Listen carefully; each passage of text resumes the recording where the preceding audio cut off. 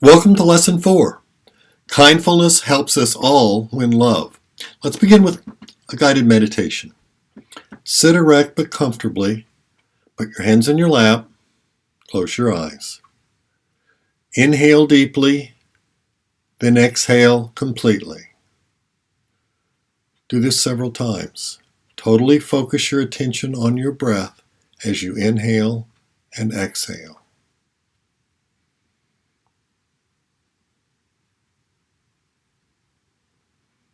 Now relax your forehead. Relax around your eyes. Relax your cheeks. Relax your shoulders.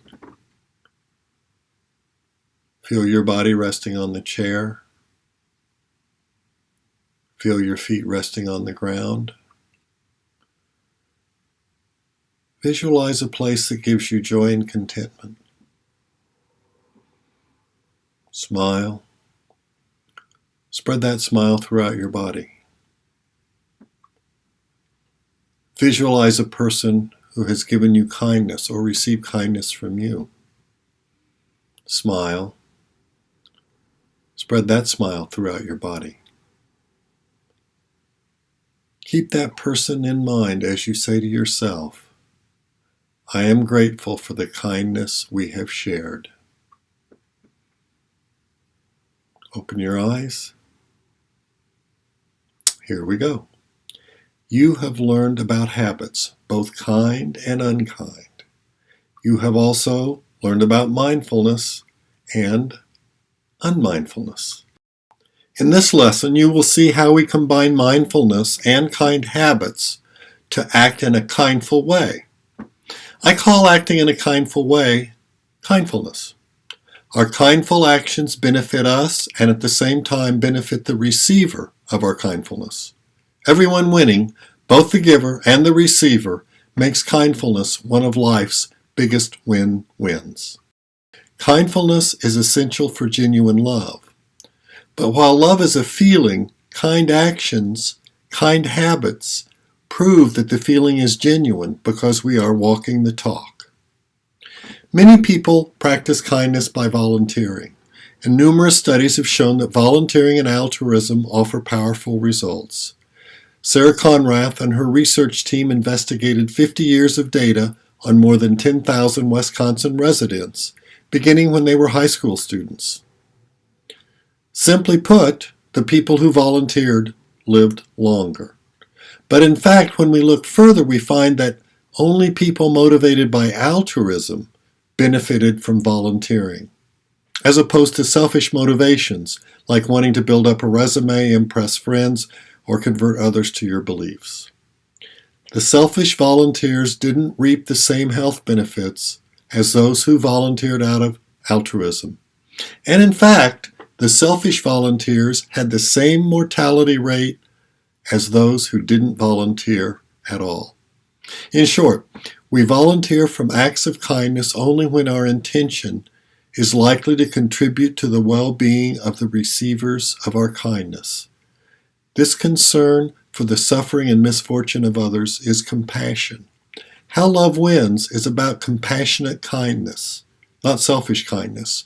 When you see the word kindness in How Love Wins, remember that it means compassionate kindness. Okay. Pause the video while you think about how you would kindly and unkindly respond, mentally or with an action, to this situation. When someone angrily attacks you for parking too close to their car, making it hard for the driver to get into the car. A core purpose of our life can be building kind habits and breaking unkind habits. To develop close, caring relationships, which lead to a healthier, happier, and longer life. I call individuals who embrace this purpose kindful practitioners. Kindful practitioners make efforts many times every day to treat themselves and others with mindful kindness, and the kindful practitioner does not expect anything in return for serving others. For example, the kind habit of deep listening to a friend without interrupting to judge or offer advice is a way to serve, allowing your friend to vent about his or her troubles and enabling us to better learn how to act with kindness toward our friend. This authentic conversation and other activities such as mindfully listening to music, exercise, sex, and meditation reward us with positive feelings from feel-good chemicals released in our body, whether we notice them or not. The release of these feel-good chemicals renews us, which gives us energy and strengthens our resolve to be a kindful practitioner. I think of being kind to others as serving them. So, the renew and serve cycle means that we are following this pattern of at times renewing ourselves and at other times serving others. The renew and serve cycle can be defined this way. Renew your energy and strengthen your resolve to be a kindful practitioner by taking care of yourself, and serve others by being kind. Let's consider two examples of how the renew and serve cycle plays out in different relationships. In the renew and serve cycle with parents, the mother's cranky baby at bedtime is increasingly irritating mother. She asks her husband to watch the baby as she renews by taking a 5-minute meditation break after dinner. She then has the calmness to cuddle her baby and play with her, which is the way she serves her baby. In the renew and serve cycle with partners, your husband has had a difficult and frustrating day at work and calls to ask to take a half-hour walk before coming home. That's his renewal. As a kindful practitioner, you encourage him to take the walk while you start preparing dinner. You're serving. After coming home, your husband takes over dinner preparation. He's serving.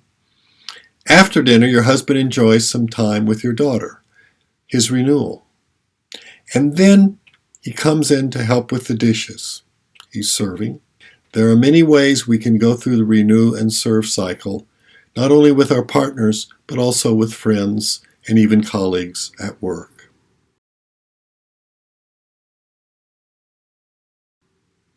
Warning! Some people find themselves playing the role of kindful practitioner so convincingly that they become a doormat. I define a doormat as someone who repeatedly sacrifices their own needs in order to serve others and does not take care of their own needs. Many women especially have been socialized to be doormats by too often putting others' needs above their own, and in doing so, not taking adequate care of themselves. Making too many of these sacrifices suggests that the person is not setting boundaries, failing to say no to unreasonable or excessive requests. If you recognize this happening, that you are allowing someone to take advantage of you, it is important to see it as an unkind habit that you have. This is something you can work on to change by going through the steps in this book. Conversely, many men have been socialized to feel that kindness is a feminine trait. If you recognize this in yourself, a hesitation to act with kindness because you see it as less manly, develop your kindness by continuing through the remaining steps in How Love Wins. Linda's best friend, Margie, was a kindful practitioner even when she was in hospice approaching death. In her last letter to Linda, she describes how by serving, being kind to her visitors, she at the same time experienced her own renewal. Let me read this letter.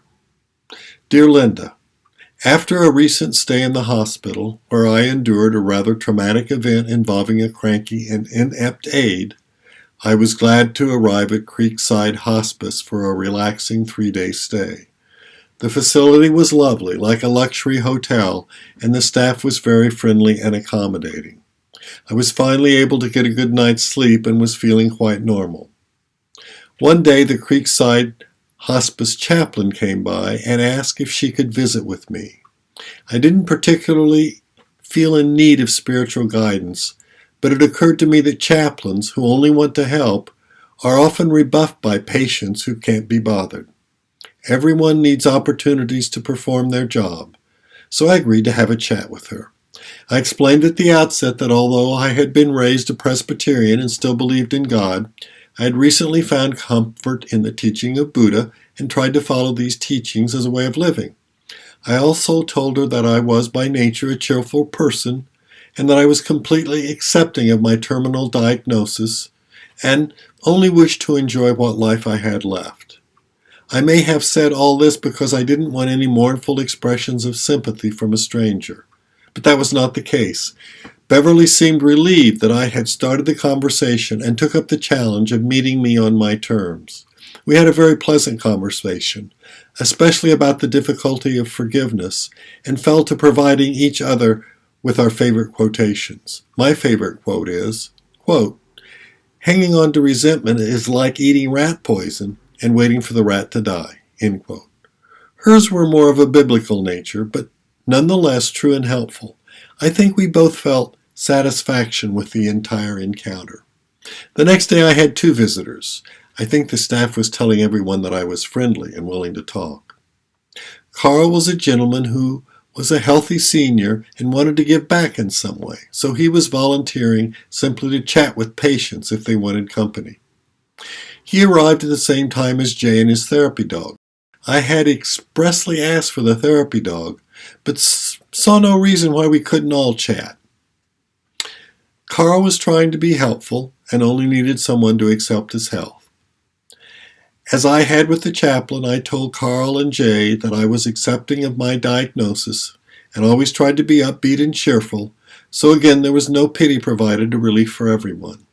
We 3 had a lively conversation, and when he got up to leave, Carl said, quote, "Margaret, I'm going to remember you. Look at you, you're all smiles. I hope I'll be like that." Jay stayed for a while longer.